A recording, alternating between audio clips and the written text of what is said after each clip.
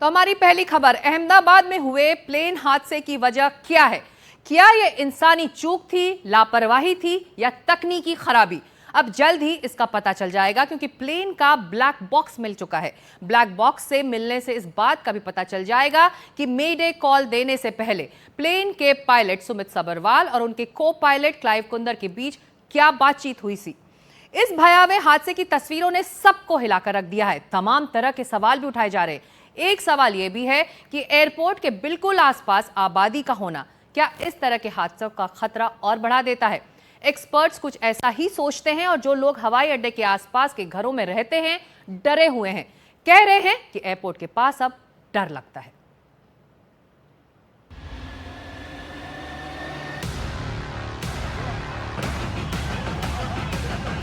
अपनों का साथ अनमोल होता है।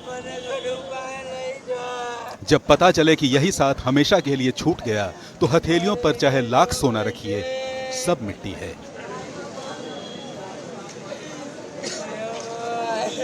एक करोड़ देंगे, 2 करोड़ दूंगी, मेरा पापा मुझे चाहिए, मेरा प्यार चाहिए। आपके फादर थे और कोई?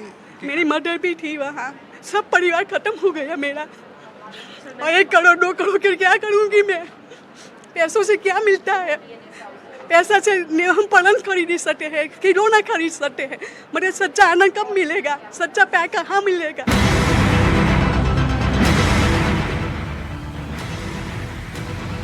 अहमदाबाद में जिस बीजे मेडिकल कॉलेज हॉस्टल की बिल्डिंग से एयर इंडिया का प्लेन टकराया, न सिर्फ उस बिल्डिंग में रहने वाले, वहां काम करने वाले, बल्कि आसपास के लोग भी चपेट में आ गए। इस मां को देखिए, जो प्लेन गिरने के बाद लगी आग में फंसे अपने बच्चे को बचाने के लिए सारी सुध-बुध भूलकर सड़क पर दौड़ लगा रही है।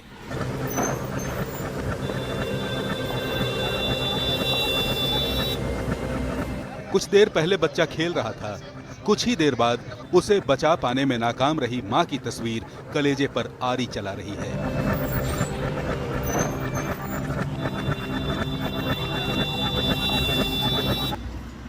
अब रवि ठाकुर को भी देखिए। वो और उनका परिवार उस बीजे मेडिकल कॉलेज हॉस्टल के मेस में काम करता था, जो एयरपोर्ट के काफी करीब है।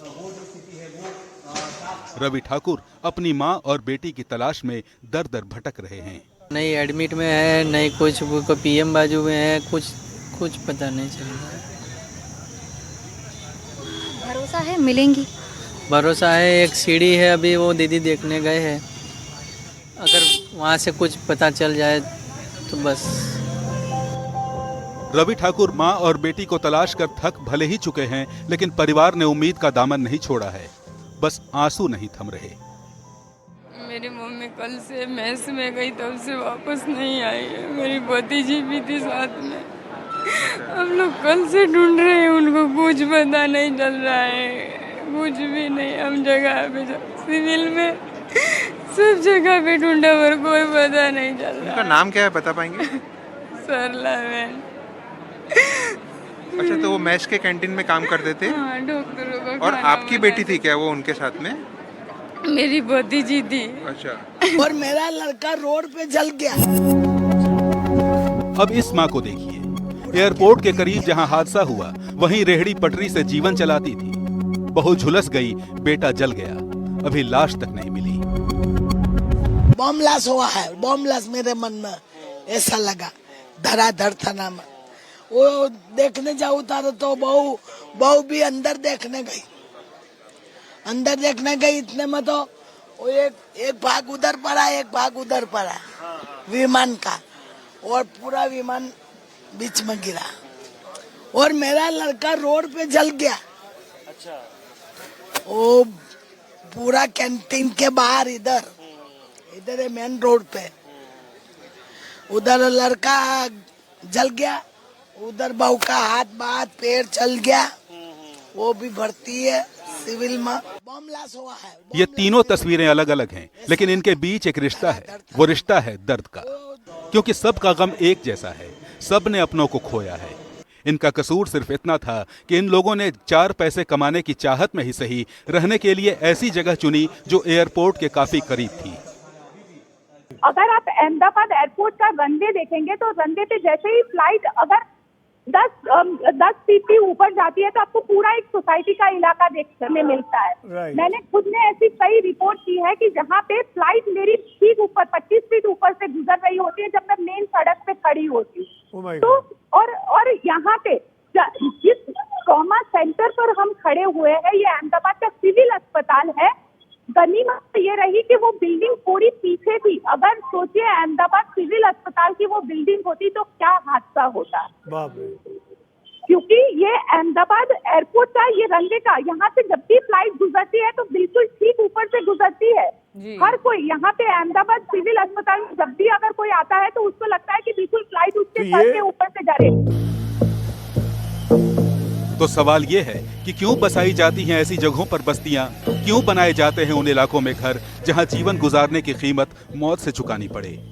बहुत हाइट पे उड़ना चाहिए, हाइट पे उड़ ही रहा था पर कुछ देर से वो एकदम नीचे आ गया। मुझे ऐसा लगा कि उसका थ्रस्ट लॉस हो रहा था क्योंकि आकर ये जो बड़ा वाला पेड़ है इससे अथड़ाया, ये पेड़ से अथड़ाया और सामने वो लोहे का एक लंबा देखिए सर, वो पूरा उसको मोड़ दिया है। ये जो आर्मी कैंटोनमेंट है, ये जो बॉर्डर है, ये पूरा आर्मी कैंटोनमेंट है।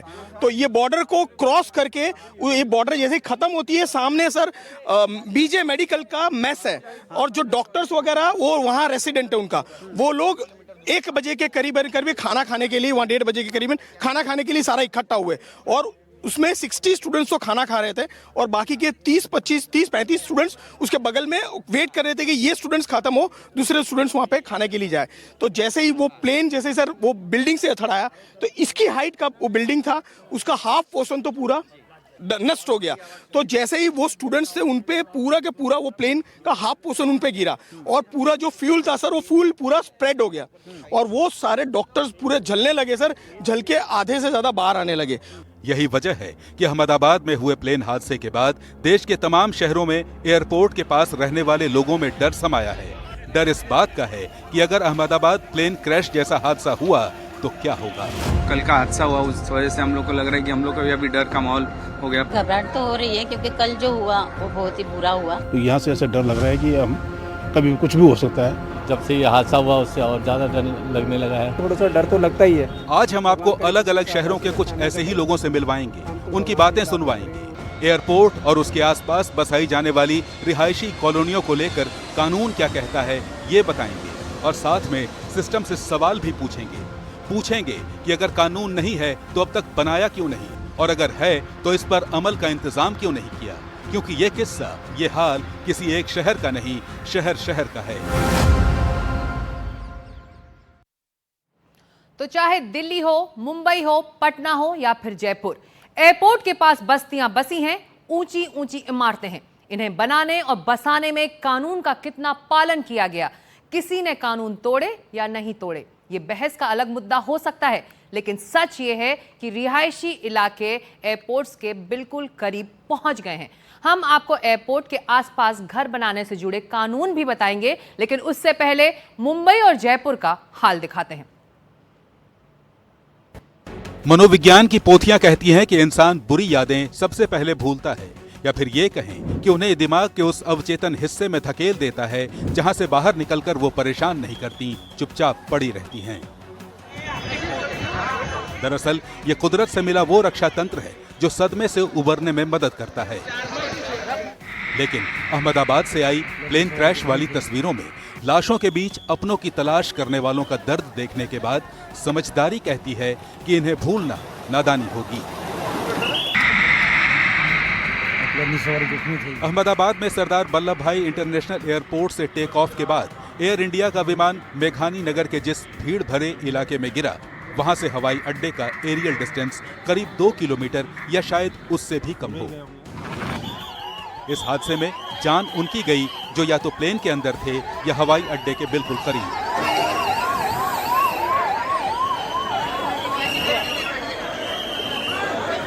अहमदाबाद में हुआ यह हादसा मुंबई के लोगों को भी डरा रहा है, क्योंकि मुंबई के इंटरनेशनल एयरपोर्ट के आसपास भी घनी बस्तियां हैं। बिल्डिंग्स जड़ें जमा रही हैं। जब प्लेन की टेक ऑफ या लैंडिंग होती है तो दिल यहां के लोगों के भी धड़कते हैं, क्योंकि आसमान से प्लेन गुजरे तो ऐसा लगता है जैसे सीने पर चढ़ जाएंगे।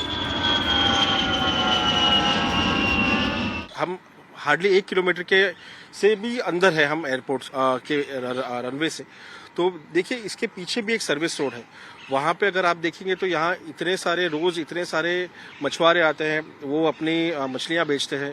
फिर अलग अलग किस्म के हॉकर्स आते हैं जो अपने जो खाना बेचते हैं और वो बेच के वो वहीं पे फेंक देते हैं। तो क्या होता है कि ये जो पक्षी है, जो बर्ड्स है, वो वहाँ आते हैं खाने के लिए। अब जैसे वो खाते हैं, आप जितना ज़्यादा ये सब लेफ्ट ओवर्स वहाँ फेंकेंगे, वो ज़्यादा उतना पक्षी वहाँ आना है, बिकॉज वो अट्रैक्ट होंगे। और जैसे ही वो फिर वापस ऊपर उड़ेंगे और वहीं से अनफॉर्चुनेटली अगर एयरक्राफ्ट जाता होगा तो फिर जो कल हुआ है वही इंसिडेंट वापस दोबारा यहाँ हो सकता है। तो अगर मैं मैच करता हूँ तो आप देखेंगे वो सीसीटीवी फुटेज को, तो वो जैसे ही चालू होता है, उसका रनिंग जब ये चालू होता है AI 171 का, तो वो 0.18 सेकंड्स पे पूरा टेक ऑफ होके हाईएस्ट पॉइंट पे अपर थ्रस्ट पे रहता था और उसके बाद में उसके दोनों इंजन शायद बंद हो गए, जो भी हो गया कॉज के वजह से, और बाद में वो डाउनवर्ड मोशन उसका चालू हुआ। तो अगर वो मैं यही सिनेरियो में मैच करता हूँ तो जैसे ही प्लेन यहाँ से टेक ऑफ करेगा तो बराबर हमारे सिर के ऊपर आएगा और वहाँ से उसके दोनों इंजन बंद होंगे और उसका डाउनवर्ड मोशन चालू होगा। तो मे भी और थोड़ा लंबा जाके वो किसी बिल्डिंग पे गिर सकता है। बट बड़े बड़े जब भी फ्लाइट्स जाते हैं तभी वाइब्रेशन से भी बिल्डिंग गिर सकती है। ऐसे हम को एवरी ईयर मेंटेन करना पड़ता है। मेंटेनेंस हमको क्रैक जाते हैं, डेवलप होते हैं। ये मुंबई के विले पार्ले ईस्ट के लोग हैं। छत्रपति शिवाजी महाराज अंतर्राष्ट्रीय हवाई अड्डे की जहां दीवारें खत्म होती हैं, इनकी बस्तियां वहीं से शुरू हो जाती हैं। तो डर जैसा लग रहा है, क्योंकि अभी जो कल का हादसा हुआ उस वजह से हम लोग को लग रहा है कि हम लोग को भी अभी डर का माहौल हो गया। पब्लिक बहुत जरा परेशान है, इसके लिए सुरक्षा की जरूरत है अभी। हाँ, अभी घबराहट तो हो रही है क्योंकि कल जो हुआ वो बहुत ही बुरा हुआ। ऐसा होना तो नहीं चाहिए। अगर प्रशासन कोई हमें अच्छा से सुरक्षित जगह अगर दे सकती है, अगर पार्ला में ही चाहिए हमको और किधर नहीं चाहिए, अगर पार्ला में कहीं और दे तो हम चले जाएंगे, लेकिन हमें सुरक्षित तो चाहिए। अहमदाबाद में हुए प्लेन क्रैश के बाद इस इलाके में रहने वाले लोग डरे हुए हैं। कह रहे हैं कि अब तक कुछ हुआ तो नहीं, लेकिन आगे नहीं होगा इसकी क्या गारंटी है। लेकिन इनकी समस्या ये है कि घर छोड़ें तो कहां जाएं।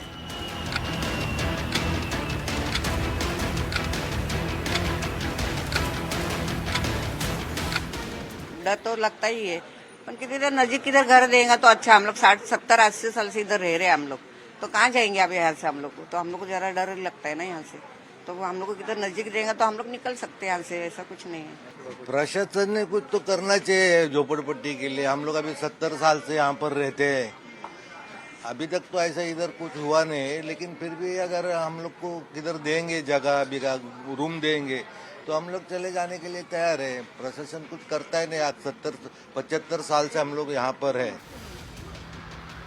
इन लोगों का डर नाजायज नहीं है, इसलिए सवाल ये उठता है कि भारत में एयरपोर्ट्स के पास अपार्टमेंट्स या रिहायशी मकान बनाने से जुड़े नियम कायदे क्या कहते हैं, इन्हें भी जानना जरूरी है।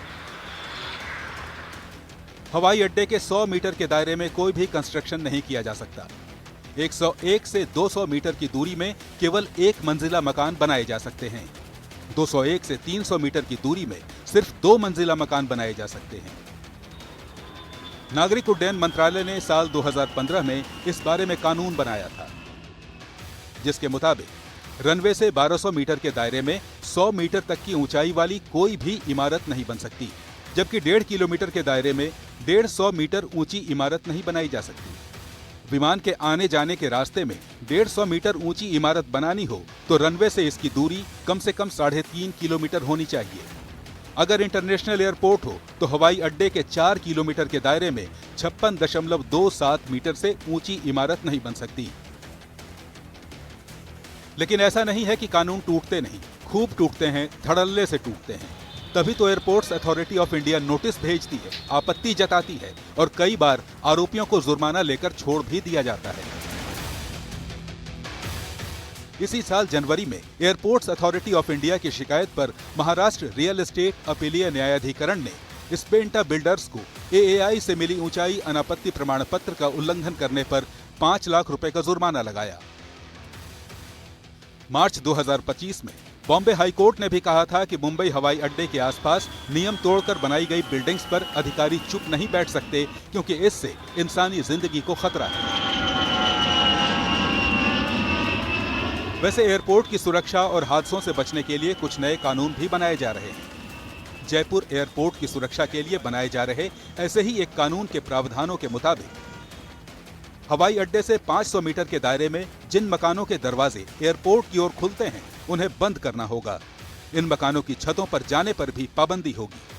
पहले से बने जिन मकानों की दीवारें हवाई अड्डे की ओर खुलती हैं उनमें बुलेट प्रूफ स्क्रीन लगाने होंगे।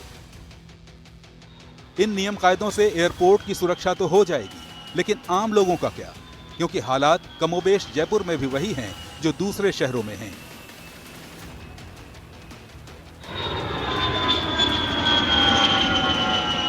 प्लेन गुजरता है तो हवाई अड्डे के आसपास रहने वालों के दिल दहलने लगते हैं। जैसे हमने सोशल मीडिया पे देखा जिस तरह से वहाँ पे हालात हुए, तो कभी कभी हमें भी अंदर ख्याल आया है कि इस तरह का हादसा हमारे साथ भी हो सकता है। यहाँ पे हमारी बहुत सारी फैमिलीज़ हैं, तो उनके लिए भी हमें कंसर्न होता है कि कभी ये हो सकता है हमारे साथ। दिन भर में तकरीबन 15 से 20 फ्लाइट्स दिन में जाती है, और अदरवाइज शाम को आपकी छत के ऊपर से वो नाइट में 8 बजे से लेकर 10 बजे तक 15-20 फ्लाइट्स शाम को जाती है। नाइट फ्लाइट कल का जैसे सुने तो वो डर तो है ही, अब सबको हो रहा है ऐसे। देखते हैं, रोज जाती है, रात को दिन में हर बार जाती रहती है, पर कल से तो डर ही लग रहा है हमें भी। करीब 25 साल पहले पटना में एयरपोर्ट के पास गर्दनी बाग इलाके में एक प्लेन गिर गया था। इस हादसे में 60 से ज्यादा लोगों की मौत हो गई थी, लेकिन इस हादसे से भी किसी ने कुछ नहीं सीखा। पटना में आबादी बिल्कुल एयरपोर्ट के पास है और दिल्ली में भी यही हालत है।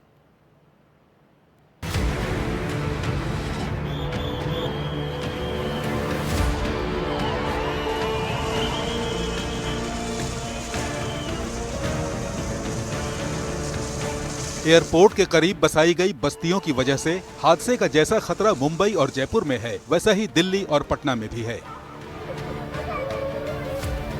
डेवलपमेंट के नाम पर कंक्रीट के जंगल उगते गए और हवाई अड्डों के करीब पहुंचते चले गए। ये तस्वीरें पटना की हैं। उसी गर्दनीबाग इलाके की हैं, जहां साल 2000 के 17 जुलाई को भयावह विमान हादसा हुआ। कोलकाता से दिल्ली जा रही अलायंस एयर की फ्लाइट 7412 हादसे का शिकार हो गई। पटना इस विमान का पहला स्टॉप ओवर था। यहाँ हुए हादसे में 60 लोगों की मौत हो गई। हाँ, हम लोग यही देखें कि हम लोग बात करते थे रोड पर, तो प्लेन बहुत आवाज़ किया, हम लोग डर गए। हाँ, हम लोग डर गए। अब यहाँ पर पीछे में जानवर बनाया था, तो जानवर कुछ भागा कुछ बचा, और वही जहाज गिरा पूरा। हाँ, एक यात्री बचा था, एक आदमी बचा था, लड़की को भिगा गया था, वही बचा था, बाकी सब जल के राख। तो इसी जगह पर गिरा था? हाँ, इसी जगह पर। कहाँ पे गिरा था? पीछे कोना पर, वही पर स्कूल बनवा क्या है। हाँ, वही से आया था। किधर से प्लेन आ रहा था? उधर से प्लेन आया, हल्का फल्का कहीं टच किया और बाद में गिरा। आप लोग को डर लगता है आज भी कि काफी पटना एयरपोर्ट से सटे हुए इलाका है, आज भी डर लगता है कि कहीं फिर से उस तरह का हादसा? नहीं, हल्का फल्का डर लगता है, तो कोई खास बात नहीं है। अब डरने से क्या होगा, अब जब रहना ही है तो हम लोग नहीं डरते हैं। ये जगह वही जगह है जहां आज से 25 साल पहले प्लेन गिरा था? जी, बहुत पहले गिरा था। आप लोग यहीं रहते थे? नहीं, हम लोग नहीं रहते थे। तो ये घटना आप लोग देखे थे जिस समय हुआ था? सुने थे हम लोग, बहुत लोग मरा था, बहुत लोग। यही स्कूल था? लेकिन स्कूल नहीं था, क्वार्टर था। हाँ, यही जगह। हाँ, यही जगह, सेम जगह था। आज भी आप लोग आसपास रहते हैं एयरपोर्ट के, थोड़ा डर लगता है जब ऊपर से? डर तो लगता है, बाकी क्या करे, गरीब आदमी के क्या है, कहाँ जाए हम लोग, अपना घर द्वार है नहीं। यहीं रहते हैं? हाँ, सरकारी जमीन में हम लोग रहते हैं। लेकिन उस हादसे से किसी ने कुछ सीखा हो ऐसा लगता नहीं। एयरपोर्ट को हटना नहीं था और आबादी को हटाया नहीं गया। पटना के जयप्रकाश नारायण अंतर्राष्ट्रीय हवाई अड्डे को वैसे भी देश के सबसे खतरनाक हवाई अड्डों में गिना जाता है। आगे ये देखना है कि आगे ऐसी चीज़ों की पुनरावृत्ति नहीं हो, बिकॉज हम जैसे लोगों का ये मानना है कि एवरी एक्सीडेंट और incident teach us to do something which is not repeated further.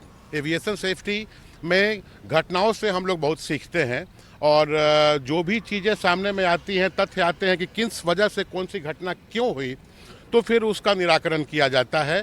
This should be the methodology in aviation safety management.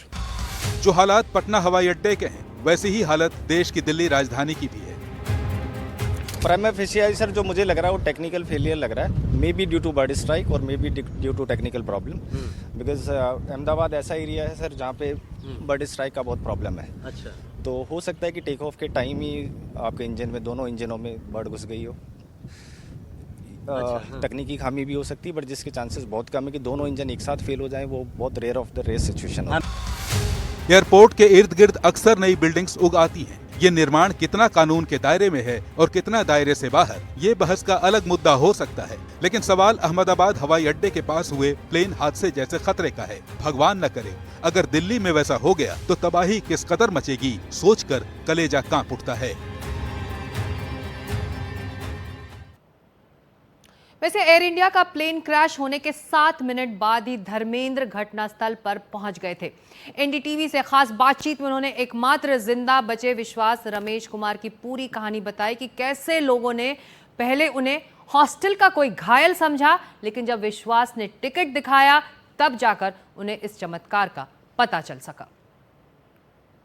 इस वक्त अहमदाबाद एयरपोर्ट से सटे मेघानी नगर में मौजूद हूं और इसी मेघानी नगर के चारदीवारी से सटा आप देख सकते हैं कि 787 जो बोइंग विमान है उसका टेल आपको दिख रहा है। और ये धर्मेंद्र वो शख्स है मेघानी नगर के जो 1:38 पर विमान का दुर्घटना हुआ और 1:45 50 मिनट के आसपास ये उस दुर्घटना स्थल पर पहुंचे।